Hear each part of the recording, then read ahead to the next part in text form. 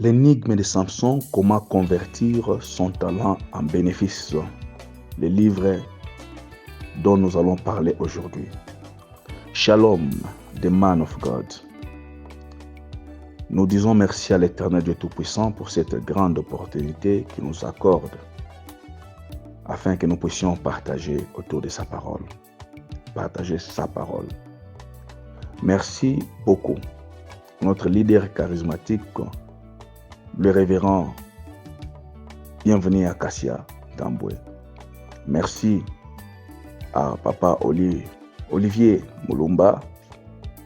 Merci beaucoup aux administrateurs de ces groupes ainsi qu'à tous les vaillants, les éminents hommes de Dieu qui ne cessent de nous bénir au travers des sermons, des cantiques, des livres et surtout pour leur fidélité à ces groupes TMJ. Moi, c'est votre serviteur, le docteur fidèle Babadi Kabongo, pasteur des églises Arche de l'Éternel Narcisse International, la cité Arénie. J'évolue en RDC, précisément à Lubumbashi, dans la province du Haut-Katanga. Alors, il nous a été demandé de parler autour de l'une de nos publications et ce livre a été sélectionné et retenu. Le livre intitulé « L'énigme de Samson, comment convertir son talent en bénéfice ». Alors, j'aimerais dire que Dieu nous a fait grâce. Nous sommes à plusieurs publications, au moins 15, ce qui est déjà publié. Et le Seigneur nous a mis à cœur de partager avec vous, les hommes de Dieu, sur l'énigme de Samson, comment convertir son talent en bénéfice. L'autre fois, nous avions parlé sur le livre intitulé Qui t'a établi juge, et aujourd'hui, nous voulons parler dans le sens du talent. Ce livre a pour objectif, parce qu'on n'a pas toute une éternité, nous respectons vraiment votre temps, parce que vous devez vaguer à d'autres occupations. Ce livre est un manuel par lequel nous sommes en train de viser d'aider chaque personne à se découvrir, à atteindre le maximum de ses capacités, à vivre le plein potentiel de sa vie et enfin à convertir son talent en bénéfice afin de ne pas sombrer dans le sous-développement, dans la mendicité, la pauvreté, alors qu'il possède un domaine invisible qui est au fait son potentiel. Aujourd'hui, nous voyons des gens, parce que si vous regardez la première de la couverture de ce livre, tel que présenté, vous verrez un homme, un mendiant, avec un diamant dans la tête, mais il est en train de demander, de quémander, de mendier. C'est vrai, il y a des gens qui sont accros à la mendicité. Bon, je ne sais pas si c'est leur domaine ou quoi. Mais si vous regardez très bien, la mendicité vient parce que quelqu'un ne s'est pas encore découvert, n'a pas encore découvert ce que Dieu a placé en lui. Toute personne a quelque chose d'important et de précieux que Dieu a placé en lui. S'il le découvre et l'exploite, en tout cas, il va vraiment cesser ou diminuer de quémander. C'est le fait de ne pas se connaître et le fait de ne pas utiliser ce que l'on a qui fait que les gens puissent être des quémandeurs, des mendiants. Tout de suite, je m'avais prié pour mon pays, la République démocratique du Congo, afin que ce ne soit pas un pays qui continue à tendre la main par-ci, par-là, alors que nous avons des potentiels, nous avons des richesses. Afin que ce ne soit pas un pays qui est des fois vilipendé, des fois méprisé, alors que c'est un pays qui est un scandale géologique. Il n'y a pas de pays sous le soleil comme la RDC. Il est grand temps, et je bénis encore nos autorités, que nous puissions encore exploiter ce que le Seigneur nous a, afin que les Congolais qui vivent là, dans les fins fonds, puissent réellement bénéficier de ce que Dieu lui a donné. Alors ne sois pas quelqu'un qui a des richesses, mais qui n'exploite pas ces richesses-là. Qui a des potentiels, mais qui est toujours derrière les gens. Samson n'a pas eu une prophétie en soi. Écoutez que Dieu lui dise que non, Samson, va maintenant faire ça pour exploiter ce que j'ai mis en toi. Je peux dire que l'unique prophétie que Samson a eue, c'est ce qu'il a eu au travers de ses parents. Ses parents lui ont parlé de ce que Dieu leur avait dit avant sa naissance. Et lui confiait aussi le secret qu'il devrait avoir pour ne pas détruire la puissance ou la force qu'il avait. Mais Samson a commencé à chercher comment il devrait maintenant convertir ce qu'il avait en bénéfice. En d'autres termes, les talents lui-même ne suffit pas. Là, je me suis inspiré à Jacques, plutôt à Miles Monroe et à John Maxwell, l'un des grands leaders, l'un des personnes qui parlent de leadership. Alors, ils ont aussi dit que les talents à lui-même ne suffit pas. Ils ont dit aussi quelque part que le cimetière, c'est l'espace, c'est Miles Monroe, c'est l'espace le plus cher du monde. Parce qu'il y a des gens qui sont enterrés avec des projets, avec des choses, avec des cantiques non composés. Ils avaient l'inspiration, mais ils ne sont pas partis plus loin avec ça, avec des projets enterrés. Je te souhaite que tu ne sois pas enterré avec tes projets, que tu ne sois pas enterré avec le talent que tu as sans que tu puisses extérioriser ce talent-là. Que le Seigneur nous aide. Comment convertir son talent en bénéfice? Pourquoi même nous parlons de l'énigme de Samson? C'est même les titres, l'énigme de Samson, et puis nous complétons comment convertir son talent en bénéfice. Bien-aimés dans le Seigneur, chers auditeurs, révérends, le talent lui-même ne suffit pas. Chacun a un talent. Dieu n'est débiteur des personnes. Chacun a un talent qu'il a déposé, qu'il a reçu de Dieu. Tout à l'heure, je parlais des cimetières qui étaient l'endroit le plus cher du monde. Je prie et je souhaite que nous puissions mourir comme notre Seigneur. Pas, bien sûr, dans la condition d'être cloué à la croix, parce qu'il n'y a que lui qui devrait mourir. De cette façon-là, afin que nous soyons sauvés. Il y a des gens qui s'amusent à prendre leurs semblables, à les clouer. On va aussi vous clouer comme Jésus, comme votre Jésus, que vous priez là-bas. Mais c'est bien de le faire, mais je peux dire, si vous pouvez me permettre cette extravagance, c'est un peu comme un gâchis, parce que la mort de quelqu'un, c'est pour lui-même. Il est mort, c'est fini, mais la mort de Jésus, c'était la mort pour nous tous. Alors on ne peut pas faire souffrir les gens pour rien. Mais à cause de Jésus, nous sommes prêts de mourir, nous, ses disciples. Alors, c'est pour dire quoi? Si je parle de mourir comme Jésus, c'est parce qu'il est mort en achevant sa mission. Il a dit, tout est accompli. Tout est accompli à la croix. Il est parti vide. Tout ce qu'il était censé faire sur cette terre, il l'a fait, il l'a réalisé. Alors, il ne faut pas mourir. Tu n'as pas encore achevé ta mission. Alors, le temps est précieux. Dans ce livre, je ne parle pas de la notion du temps quelque part. Le temps est précieux. Chaque jour qui s'élève est un nouveau jour de marquer une âme, de marquer un cœur, de faire quelque chose dans le sens de ta vocation, dans le sens de ton appel, dans le sens de ce que Dieu a déposé en toi. Tu peux marquer, tu peux influencer dans un domaine donné, dans un rouage donné. Comment convertir son talent en bénéfice? L'énigme de Samson. Tenez, on n'a pas beaucoup de temps. Samson sort. Quand il sort avec ses parents, s'éloigne un peu, il rencontre un lion. Il rencontre un lion, il ne fuit pas. Il ne commence pas l'intercession. Il ne commence pas à se plaindre. Dieu, pourquoi je rencontre un lion sur mon chemin? Oh Seigneur, maintenant je vais mourir. Il n'a pas peur, il se dresse contre le lion. Et finalement, il réussit à déchirer ces lions, à tuer ces lions-là.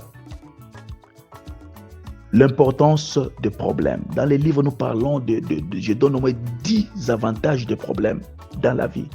Fuir les problèmes, je m'excuse. En d'autres termes, c'est de fuir sa propre bénédiction.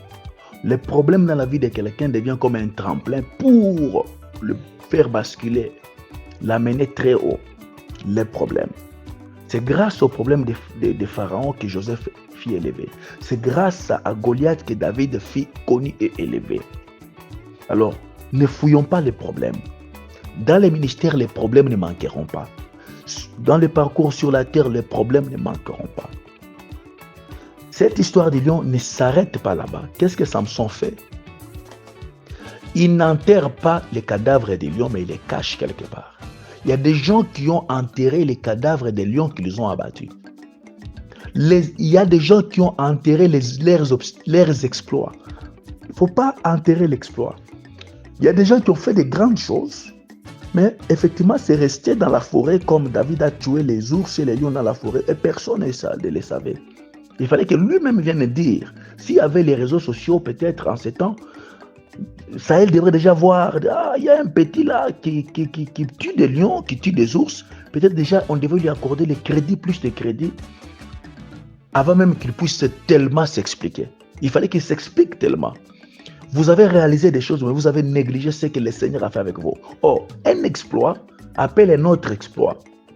Ce que Dieu fait avec vous, lorsque vous taisez ce que Dieu fait avec vous, même dans la dimension témoignage, vous êtes en train de fermer aussi la porte d'autres ouvertures. L'histoire des lions, nous allons voir dans quelques minutes comment cette histoire a amené Samson très loin. Samson part et revient comme l'apôtre Paul revenait pour aller vérifier encore les églises qu'il avait implantées. Là, cette fois-là, il ne trouve pas les cadavres seuls, mais il trouve un SM de miel. Et nous devons comprendre que là où il y a le miel, les abeilles ne peuvent pas manquer. Alors, pour avoir le miel, il faut ménager les abeilles. Pour ne pas dire, il faut combattre les abeilles. Samson a fait quelque chose pour contourner ces abeilles-là, afin d'avoir le miel qui est à l'intérieur. Une fois de plus, les obstacles. Il y a des obstacles à gérer, il y a les obstacles à affronter. Vous voyez, nous étions en train de finir une conférence avec 2 de nos invités qui sont venus de loin. Et lorsque je suis intervenu, moi je parlais des leaders, les défis, et je parlais sur 10 défis majeurs des leaders. Parmi ces défis-là, je parle de leaders et de la politique. Il arrive des moments où, devant la politique, il ne faut pas beaucoup parler, il ne faut pas chercher que les politiciens soient tes ennemis. De toute façon, ils ne sont pas nos ennemis, en tant qu'homme de Dieu. Joseph, le papa de Jésus, mais on lui demande, le papa du roi, mais on lui demande de prendre le roi des rois et de fuir en Égypte, fuir les rois Hérode. Est-ce que Dieu était incapable de tuer Hérode? Certaines personnes sont mortes parce que ils ont dit que non, nous avons l'onction et ils ont commencé à parler mal contre les autorités du pays, contre les politiciens. Et non, nous avons le mandat de parler contre eux. Et ils sont morts gratuitement, comme ça que Dieu me pardonne et passez-moi ces termes-là. Soyons sages. La sagesse devant certaines circonstances. Une circonstance peut nous amener très loin. C'est un livre de plus de 150 pages. On ne saura pas tout dire parce que nous devons être vraiment brefs.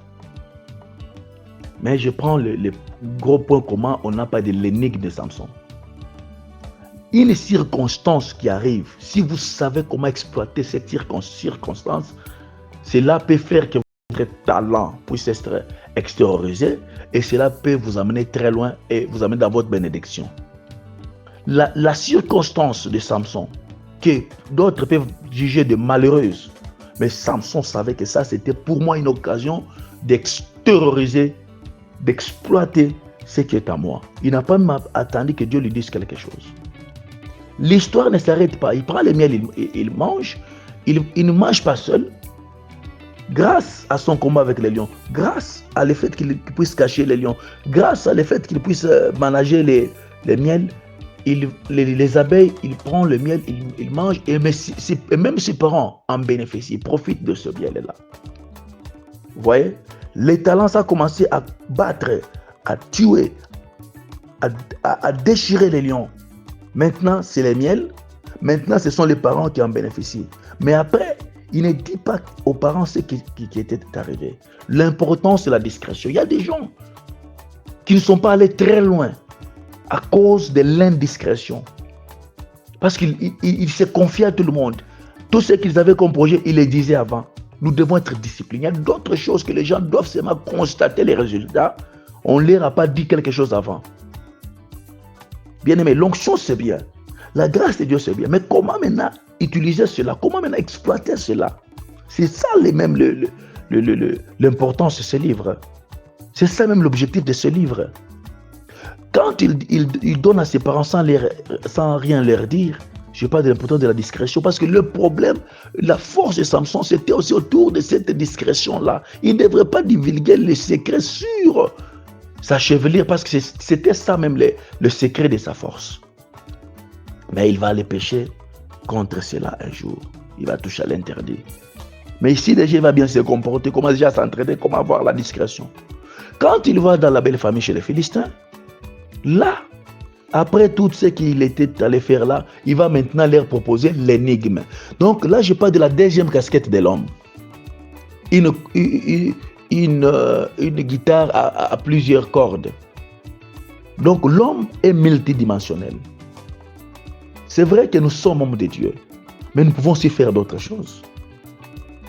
Nous pouvons aussi créer d'autres choses pour soutenir cette œuvre de Dieu et pour stabiliser, on ne peut mieux notre vie. Je connais un pasteur au Burundi, à Bujumbura, qui a eu des problèmes. Vous voyez, des fois en étranger, c'est compliqué. Que Dieu fasse grâce à tous nos amis, à tous nos collègues qui travaillent à l'extérieur. Et lui, c'est un Français. On l'a arraché une grande église. Mais comment il a continué à survivre là-bas? Il avait un poulailler. Il avait beaucoup de poules. Il a aussi des machines là qu'on appelle, les termes m'échappent un peu, couveuses. Merci Saint-Esprit. Et chaque samedi, il y a des œufs que les poules sont en train de pondre. Les gens des restaurants viennent acheter des poules, viennent acheter des œufs et il a l'argent, il peut survivre. Tu peux avoir un talent, mais un autre talent permet à ton talent principal là de faire encore de grandes choses. Donc Samson ne s'est pas contenté d'être seulement le vaillant que nous connaissons, mais il est aussi un poète. Il compose son énigme en disant de ce qui se mange, de ce qui mange est sorti ce qui se mange. Quelle sagesse, quelle profondeur. On n'a pas le temps d'entrer en profondeur pour vous expliquer comment maintenant vous pouvez aussi utiliser d'autres talents que vous avez, qui se cachent aussi en vous, d'autres activités aussi, pour soutenir le grand talent phare là qui apparaît. Alors qu'est-ce que Samson fera? Il propose l'énigme. L'énigme là ne sera pas gratis. Il faut qu'il en fait un marché. Donc il y a des choses qu'on ne donnera pas gratuitement. Est-ce que nous suivons très bien, homme de Dieu? Jacob n'a pas donné sa soupe gratuitement à son frère. Pour lui, c'était une opportunité, c'était une occasion de récupérer les droits d'aînesse qui, d'après lui, c'était pour l'appartenait.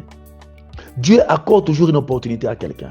Un jour arrive toujours dans la vie de quelqu'un pour qu'il puisse profiter, en faire quelque chose, marquer le point. Alors nous voyons un Samson qui dit que si vous gagnez, vous réussissez à expliquer mon énigme, en tout cas je vous paye. Mais si c'est le contraire, vous me payez. À cause de l'indiscrétion, il va dire à sa femme, parce que ces gens ont parlé avec sa fiancée, il va lui dire le sens, la femme qui va aller divulguer les secrets, et finalement ces gens-là viendront donner la bonne réponse. Samson dit que si vous n'avez pas labouré avec ma génisse, vous ne pouvez pas avoir l'essence. En d'autres termes, c'est quoi? Il y a des choses qui nous arrivent, ça je parle aux hommes de Dieu, qui nous arrivent à servantes de Dieu. Les choses qui nous arrivent, Dieu nous prévient, afin que nous ne puissions pas tomber dans une erreur quelconque. Parce que plus tu arrives à rencontrer maintenant des lilas, toujours autour des secrets, et ça va l'apporter des problèmes. Qu'est-ce qu'il fait? Maintenant, comment payer ces gens-là? Il n'est pas allé mendier. Il avait un talent, lui, il a utilisé les talents qu'il avait. Il est allé tuer 30 Philistins, il a pris les chemises de rechange et il est allé payer les vêtements de rechange, il est venu payer ces gens-là. Il a encore utilisé son talent de force. Donc ton talent là te permettra de vivre, de bâtir, te permettra d'aller loin et même de soutenir l'œuvre que Dieu t'a donnée. Alors, bien-aimés dans le Seigneur, que Dieu vous bénisse. Ça, c'est ma petite contribution dans votre ministère, parce qu'on n'a pas beaucoup de temps. Que le Saint-Esprit nous aide maintenant à convertir ce talent que nous avons en bénéfice. Soyez bénis.